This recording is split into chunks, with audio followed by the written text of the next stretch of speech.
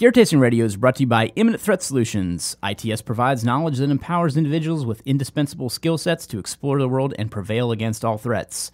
Right now, as a special thank you for all podcast listeners, we're offering 10% off in the ITS store. Simply use the code GTR to save 10% at store.itstactical.com.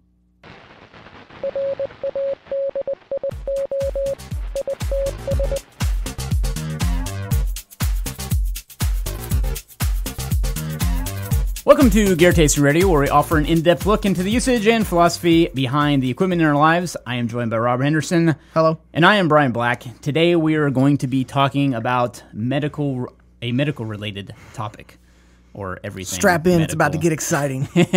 It's about to get bloody. Yeah. So what I wanted to highlight in this episode is really walking through some of the items that we not only pack into our medical kits, but we feel are essential to carry with you, whether you're going on a car ride, whether you're going on vacation, whether you're traveling to a shooting class, going to the range. Yeah. And that's where I think that there's a pretty big disconnect in how people prepare for medical-related emergencies, is that, yes, they may have a trauma kit, and they have it for the purpose of range idiots and, going to the range and having to deal with people muzzle sweeping and things like that potential danger of, an accident at the range. But however, that trauma kit lives in their range bag or something, or never comes with them into their car when they're going to IKEA or what have you. Yeah, I mean, I think there's a lot of people out there that just aren't prepared for trauma either. Mm-hmm. And it's one of those things that when it happens, only this will do. You can't, I mean, and we'll get into tourniquets and stuff, but everybody thinks they're going to whip their belt off and make a tourniquet, and just, it just don't fly. We'll get into some misconceptions with that stuff as well. However, I mean, the overarching basis for this is really, I guess, talking through the reasons and scenarios that you would need equipment like this and why it's important to have this stuff at your disposal, and to really hammer that home. I mean, first and foremost, yes, ITS does sell medical products, but I don't care if you buy a kit from us or you buy a kit from anybody out there. It just needs to be something that's fully featured enough to give you what you need to either save a life or to treat an injury, what have you. Because, I like to say all the time, you're more likely to need a BandAid than a pack of combat gauze. So we'll talk through kind of some first aid kit options as well as we get into this too. But I would say, just as with any kind of tactical related skill, if you want to call it that, mindset is at the forefront or the top of that list, and everything kind of falls underneath it. Yeah. It's the same for medical. Like, you can have all the great gear in the world, but if you don't have the training or the know-how or the understanding to use it, you can be more of a liability than a help sometimes. Now, there's always kind of the, I always forget this name too. Good Samaritan law. Thank you. You already knew what I was going to talk about. Yeah. There's always the Good Samaritan law, and that's important too because it protects you a little bit from that kind of... Somewhat. But if, it doesn't protect you from, putting a chest seal over somebody's entire face. Right. You know? So, you still need working knowledge of how the components are supposed to be Exactly. used. So, that's... obviously, it comes with the caveat that really training should be at the forefront of everybody's repertoire, so to speak. So, and that goes with any skill set.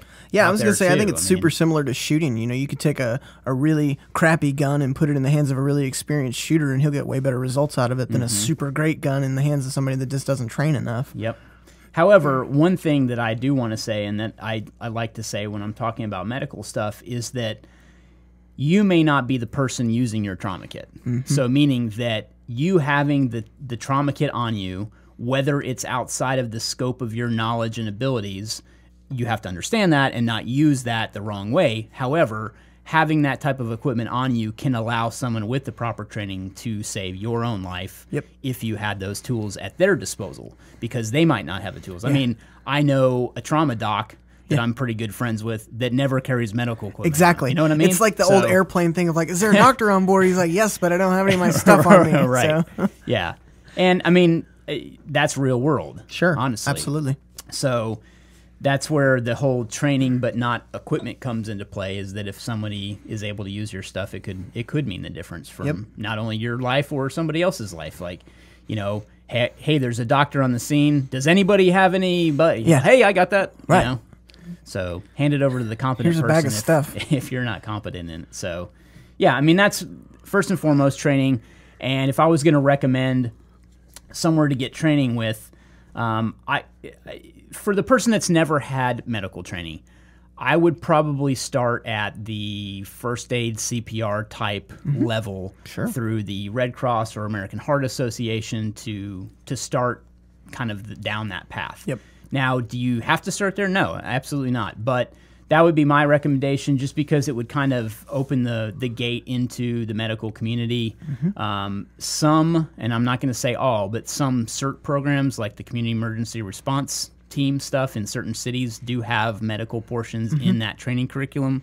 And it's a fantastic course, too, if you get the right department teaching it, because not all CERT organizations are the same, meaning they're all run by cities across the country. And the goal with that is that they have this team of first responders that's ready to assist if they need them in a natural disaster. So essentially what that comes down to is that you're working in a triage capability to where you're helping triage patients or casualties and things like that. So that's kind of first and foremost. Yes, you learn things like cribbing techniques of getting somebody out from, you know, under debris or something like that. But first and foremost, I think it's really, you know, there to act as help with a triage scenario. But kind of going off on a caveat there. But definitely look into CERT if it's in your area. Look into American Red Cross, American Heart Association, and then you can start when you start looking into trauma specific stuff. Our friends Lone Star Medics have some great training for a ton of different trauma related classes, not just, you know, how to put on a tourniquet. They've got a lot of good. He does a whole range of stuff. Yeah, and you say range, even on the range. Yeah. So not only classroom related stuff, but also classes that involve, you know, shooting as well. So getting people off the X, things like that. So Medicine X is the name of the class that I've done with Caleb over there before, and I thought it was a phenomenal class. I learned a ton. But then getting into the equipment side of things, like I said earlier, you're more likely to need a BandAid than a pack of combat gauze. So personally, I'll just go through kind of how I view my equipment when it comes to this. So I've got a Boo Boo Kit Plus in my vehicle, and I've got one in my bag that I carry to and from work all the time. And I have one at the house. I'm just making sure I'm saying that right. Yes. Yeah. So I have one in my medicine cabinet at home. I have one in my bag that I carry to and from work. And I have one in my vehicle. And that's the same in Kelly's car, too. So she's got one in her vehicle. She doesn't carry one back and forth in her bag, even though I've tried to talk to her about that. Shame. Yes. Shame. Do the Game of Thrones thing and walk her through the street. However, at least there's one in her vehicle if she needs it, that type of thing. So, and then on the trauma side, I keep 2 trauma kits, 2 of our advanced ETA trauma kits in my doors in my vehicle. So I've got those vacuum sealed kits ready to go, and then I've also got 2 tourniquets there, one in each door too. So those are what I would grab if there was a traumatic emergency. And then in my bag that I carry to and from work, I've got an EDC kit. So that's our smaller pocket-sized trauma kit that has a tourniquet and a pair of gloves and a pack of combat gauze. And then I also have a tourniquet that will ride in my pocket sometimes, along with a pack of combat gauze loose, so I can kind of split them up sometimes. And I am not the most diligent with carrying a tourniquet every day as I would like to be. Yeah. I need to get there. I used to carry an EDC kit in my back pocket all the time, and I started favoring a notebook more than an EDC kit, and I know that sounds really bad, but however, I'm usually within a couple of feet of a kit at all times. And that's kind of what I do is I play the game of distances. Yeah. You know, if I have my vehicle, if I'm 30, 50 feet away from the vehicle. Yeah, that sucks. You're going to have to spend some more time, but at least you're only 30 to 50 feet away rather than leaving it at the house. Yeah. And I do have, there also is a trauma kit in Kelly's car, so she's got that too, and a tourniquet. And then I've got pretty much a squad medical bag, a squad-sized medical bag, at my house with medical gear, more trauma-related items. And then I've got that here at the shop too. So, I mean, I pretty much cover on medical stuff. However, that's good. If I was going to ding myself on something I need to work on, it's my daily carry of medical-related stuff on me. Yeah. Because it's, the equipment's only good if you have it on you. Right. So, yeah. Anyway. Agreed. So that's and that's what I think that where we should start down the component road. And you're going to hear me recommend a lot of stuff that ITS has and sells, but however, I'm kind of trying to distance myself from this topic as a company right now, because I feel that the way that these products have been developed with our company at ITS is through me, because these are the things that I have sought to have on my person or in my car or at my house at all times. So when we built, let's just take the Boo Boo Kit Plus, for instance, or the Boo Boo Kit, so both of them come in the Plus. But when I set out to build kind of a first aid kit, which is what the Boo Boo Kit is, I wanted to source great components, and because I've had so many little tiny first aid kits that had crappy BandAids, or the medicine went bad too quick, or I didn't have something in the kit I wish I had, or it really what it came down to is cheap components. Well, like I think when you start developing a kit, it doesn't start by looking at a price list. It's like the best components. So as you recommend components, the components are recommended only because it's the best ones that we found to put in, whatever kit is being developed. Well, that, and I guess I should say also the caveat that it's not just about quality components, it's also about the right components too. Sure. Because I feel that in a first aid kit, you should not only have standard over-the-counter medications that can treat pretty much the host of anything that you'll encounter, but I also think that you should have everything you need to treat minor cuts, scrapes, burns, what have you, along those lines. Anything that's underneath the sector of trauma, meaning a severe wound or laceration, depending on the severity, could require something like wound packing. And when you get into wound packing, that's more of a traumatic response to the injury. Yeah. So, and we'll talk about that in a minute. But the external kind of injuries, or the cuts, scrapes, burns, those kind of things, just looking at a laceration, that's really a pressure application. So when you're talking about stopping bleeding, you're applying direct pressure to that injury to stop the bleeding. I mean, that's kind of first and foremost. So, in the kit, we've got 4x4 gauze. So I'm speaking directly with our smaller kit. So this is our Boo Boo Kit. We've got the Plus, which kind of goes into... I'm sorry, the Plus has the 4x4 gauze. The smaller kit has some 2x2 gauze. But there's a lot you can do with just pressure and gauze, and that's primary in a kit, in my opinion. I've had plenty of first aid kits that didn't even have gauze in it. So I try to do that anytime anytime I see someone bleeding.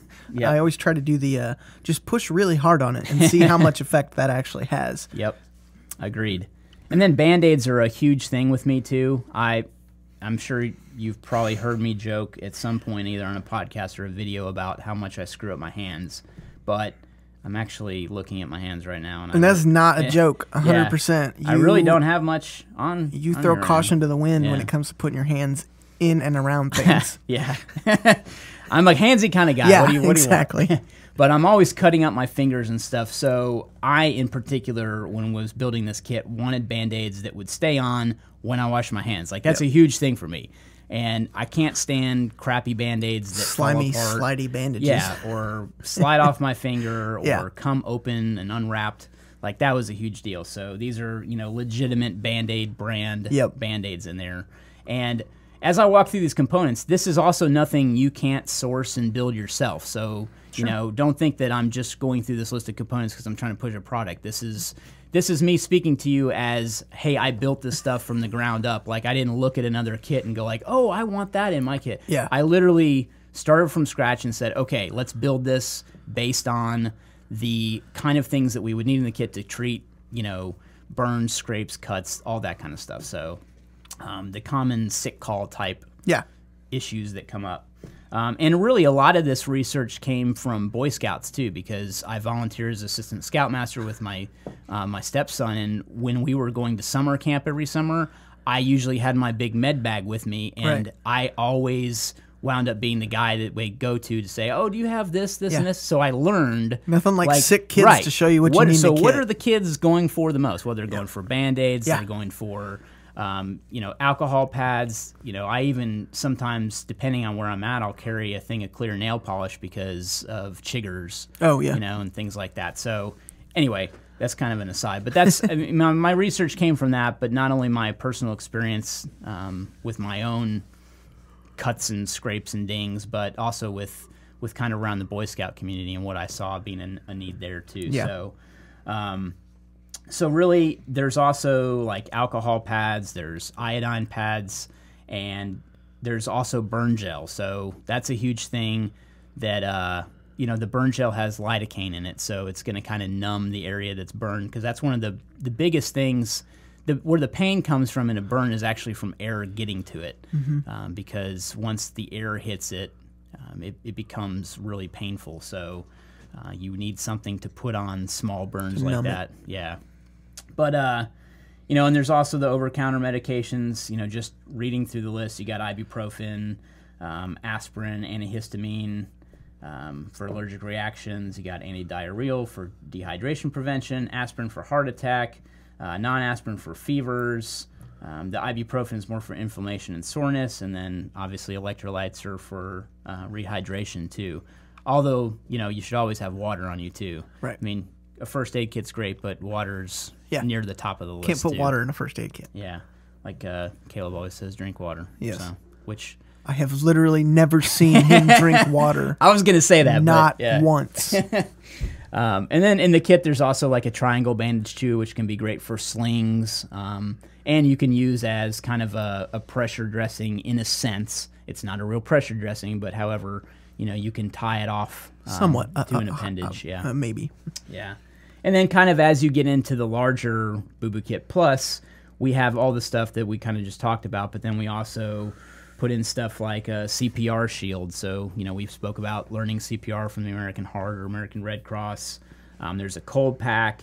And one of the things that I really wanted to put in the kit, which we did, was an irrigation syringe. And that's a huge deal, because if you have, you know, a large laceration that, you know, you fall on a rock or something out in the woods, you need to clean that wound out, because that's, you know, primarily what's going to lead to infection if you lead that stuff in. Well, and unless you fell on the cleanest rock ever, right? Like there's going to be gunk in it no matter what. Yeah. So the idea is to have a syringe to suck up some water to actually spray into the wound to kind of irrigate it. So that was kind of a big deal. I wanted to make sure was in there. Yep. You got some surgical tape, because that's always good to hold down bandages and gauze and things like that. And then you've got the larger 4x4 gauze, and there's also quick clot 4x4 gauze. So basically, if you've ever heard of quick clot, I'll give you a rundown real quick. So basically, it's gauze that has been impregnated with a substance called kaolin, which it just impregnated. It always makes you laugh. Yep. But it's got kaolin in it, and that's an active coagulant. So as you place that next to the blood, it's going to naturally want to coagulate and stop the bleeding. So by, you know, having that small 4x4 gauze in there, at least gives you something to where you don't have to get into your trauma kit if you've got more severe bleeding. So it gives you a kind of an intermediary almost. You know, you've got direct pressure, and if direct pressure isn't solving it, maybe put a little bit of the quick clot 4x4 on there to see if it will start staunching the blood flow. And obviously, if it's more severe, you go right to actually wound packing. So, and I think at those points, you should probably look to be going to the hospital. Well, yeah. And that's what all this is. Really, anything you're carrying, and that's a great point. I'm glad you brought it up. Yeah. So anything that's, first aid related, that's huge, that requires kind of the movement between a trauma kit and a first aid kit even, or trauma related things, it's really to treat you, to get you to, get you to that next level of care, which, whether that's the doc in the box, whether that's the hospital, depending on the severity of your injury, it's to get you there. And that's kind of the point. Because I've had cuts, before, where if you can put a bandage on it and put enough pressure on it, it stops bleeding, I'll be okay. But if I'm going to introduce any type of like hemostatic or anything, I'm always like, we should probably go to the doctor. Yeah. Yeah. And that's the deal. And that's what, quick clot is, whether it's in the combat gauze form or the 4x4 gauze form, it's going to do that for you. So, and then when we get into trauma kit related stuff, then you kind of get into the big boy tools. Heavy hitter stuff. Yeah. So as I mentioned, if you've got a real deep laceration, let's just, use, a gunshot wound as an example of trauma, because that's one of the big things that people carry kits for. But, car accidents also, there's any kind of impalements or puncture wounds. You're going to have to pack a wound, and there's specific techniques to packing gauze. However, our trauma kits come with two different types of gauze. So you got your combat gauze, but then you've also got regular gauze as well that's kind of Z-folded, just like the combat gauze is. And sometimes the wound can be so deep that you need not only what's in the combat gauze, even though it's a lot, you need extra gauze to pack into that too. And you would basically pack that gauze behind it. Yeah. So first is the combat gauze to stop the bleeding with the hemostatic, and then you've got kind of the follow-up with normal gauze to help fill the void almost before you, put pressure on the outside of that with something like an Israeli. And that's what we have in the kit too. So this is the Israeli is a pressure dressing. I like it because it can stretch all the way around the chest if you need it to, as well as it has a locking bar that kind of aids in putting direct pressure even more right on the wound location. So I like the Israeli a lot, which is why it's in the kits. Yeah. And then, so something that's been new with in the chest seal department is that a lot of medical stuff that's coming back now is advocating a vented chest seal as well as a standard chest seal. So the deal with that is that if your pleural space gets punctured, like your lung, you develop what's called a sucking chest wound. And what that is that, as you're inhaling, that air is getting sucked into your pleural cavity. And what that can do over time is, lead to a tension pneumothorax. And what that means is that air eventually starts to enter the pleural space and collapse a lung, and that lung can actually push on the heart and basically kill you. Lots of bad stuff. Yeah, I mean there's way more stuff other than not being able to breathe. There's also pressing on the heart and actually killing you too. So the deal with a chest seal is that it seals, hence the chest seal, that hole. And the reason it comes with two chest seals is because sometimes there's an exit wound too. More than likely there will be. So you have an entrance wound and an exit wound. So hence two seals, one on the front, one on the back. But the front seal that you would put on is where you put the vent, because you want to be able to allow that air in the pleural space to still escape. And that's one of the downsides of covering up a wound with two seals that completely seal the wound, is that now you've still got the air trapped in the pleural space and it really can't go anywhere. And if you don't have a vented chest seal, and even if you do sometimes, it still can turn into a tension pneumothorax. And you have to vent that chest cavity somehow, and that's where needle decompression comes in. And that's a very advanced technique. And even though I've got a little bit of experience with that, I still am not comfortable with stabbing somebody in the chest with a needle. I mean, even though I know it's supposed to be in the third intercostal space, I mean, I know where to go. It's mid-clavicle, third intercostal space down. I mean, I know where to stab somebody at, and I've worked with that kind of stuff before, but I am nowhere near comfortable enough unless it was if there was no other alternative. Well, and like you said, going back to what you said, is that you have it in your kit just in case somebody gets there that does, like, hey, I know exactly where to put this on my doctor or whatever, Yep. So that's the deal, is that to vent the air that's trapped inside, even if you have a vented chest seal, you still need to basically use that to vent the pleural space with that needle. So that's what that's for. So the needle, I believe, is 3 1/4 inches long, or 3 1/2 inches. I can't remember. But it's the depth that's needed to reach that pleural space through the rib cage and all that good stuff. So, and that's what intercostal space means. That's the space between a section of your ribs. So if you follow your clavicle down, you hit that first intercostal space, which is between the clavicle and the first rib, and then you trace the first rib down. Now you've got your second intercostal space. So technically it would be the space in between the second and third rib. Correct. Gotcha. Yes, I think that's right. Yeah. Look it up, obviously. Yeah. Get training. Yeah. That's really Don't what just you be need to do. sticking people. Yeah. But I mean, that's the nature of the needle, and then once you stab that in there, you remove the needle, and the catheter remains, and that's what opens up the airway. And notoriously, those catheters have been weak in terms of the amount of, the hole size that it allows. Sometimes it can be difficult because that's now opening up a clear channel of air, technically being allowed to come into. So there's, you've got to deal with that too. I mean, it's really to let the air out, though. Right. And then you close the space up. So if you've ever seen, I think it's Three Kings, is a movie that uses they treat a tension pneumothorax by putting, I believe it's a needle, I'm not sure. Oh, interesting. But they're actually burping a needle. So like the air comes out and they're closing it back up afterwards. So if you want a good example I haven't seen it. I'll like have a to check movie it out. using that.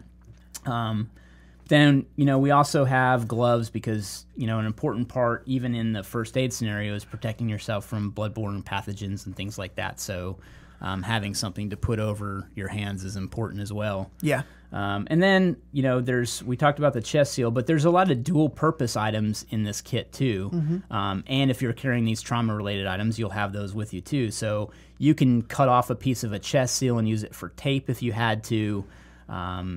You can use an ACE wrap for, a secondary type pressure dressing if you had to. It doesn't make the best pressure dressing, but... Or to hold gauze on or to hold something. gauze, which really you're holding pressure with that. But, there's a lot of things you can do dual purpose with the pieces in this kit. So the way we design it is to treat the 3 leading causes of preventable death in the field according to the TCCC. So the TCCC is really the committee, or the COTCCC, is how you pronounce it. Acronym City. Yeah, and that stands for Tactical Combat Casualty Care. So what this is it's a board of medical professionals in the military that have gotten together to develop a set of guidelines for their fellow soldiers to follow to treat traumatic related injuries in the field. So they call it, the first part is called care under fire. So meaning when there's still fire coming at you, meaning gunfire, it's, how to treat that injury or that person that's down while still remaining in the fight and paying attention to the battlefield. So you don't end up with more casualties. Yeah, there's a lot of things that go into that. And for most people out there, they're not going to be in that situation. They're not going to be in a scenario where they got to return fire before they get their buddy off the X. They're more going to be in a more civilian environment. So, there's now the, the CETCC, I think is what that is. I would have to ask Eric more on that. Yeah, I think Eric's our law enforcement guy, and he's mind, really into kind of the law enforcement / civilian side that's kind of sprung up from the TCCC. So these guidelines have been followed for a long time in the shadows, so to speak, by law enforcement and other entities, and now they're kind of taking the elements that apply to them out of the TCCC guidelines and putting them into kind of a more first responder type set of guidelines that aren't so military specific, and that's kind of what I'm referring to. So there's a lot being done, and when it comes to decisions on equipment, you should always stick with stuff, in my opinion, that's been approved by the COTCCC, and that's a huge thing with me, is that I look for equipment to put into our kits that has been. So an example is the tourniquets we sell, or the soft T-wide tourniquets. Those have been approved. The CAT is also approved, but you know, truth be told, one of the reasons we don't carry the CAT, and I'm sure they've fixed this problem, because they've come out with multiple generations of the CAT tourniquets since I even heard about this happening, but the windlasses are made of like a polymer or a there's another word I'm looking for, but I'll just go with polymer. And the windlasses were snapping on like femoral bleeds when they try to put a tourniquet on a leg or something like that. So I'm not aware that that's happening anymore, but that's one of the reasons we decided not to carry the CAT, and we're carrying the soft T-wide. And it's always just been a really good tourniquet for us. They've come out with a couple of iterations since we started carrying it, and now they're now they just redid the buckle on it. But it's a really good tourniquet. I think it's a great thing to learn how to use a tourniquet and to carry one, and being prepared for that. There's a lot of misconceptions and misnomers about tourniquets, and that you can use a belt or you know, things like that, and those are all myths, really. And there's also some on the other side of like, oh, you'll lose the arm. Yeah. You know, like they have found great, I don't know, positivity out of using tourniquets. Yeah. So lots of lives saved. Yeah, and now, you know, EMS is starting to get with the program too. And I don't mean EMS on like the fire side. I mean like EMTs and ambulances are starting to carry tourniquets now. And I mean, I love that now law enforcement is starting to issue individual trauma kits to officers and things like that. Like that really wasn't happening when we started selling trauma kits back in, 2010, 2009. So just to see the progress of medicine and trauma being paid attention to more now is just, I mean, that's what we got into this to do, is to bring awareness to this kind of stuff. So I'm really excited to see, you know, everybody paying more attention to medical related topics and items and, you know, stuff, training and things like that. So I think medical is probably one of the top things on the list that, you know, if I were to rank skill sets, I would definitely put medical way up there on the list. So if you have training near you, go to it, look it up, seek it out.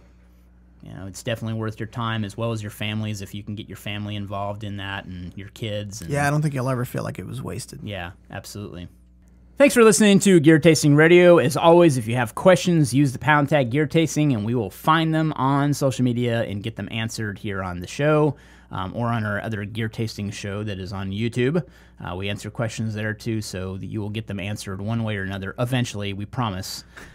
And if you're listening to us on Apple Podcasts, be sure you subscribe. We would love your subscription.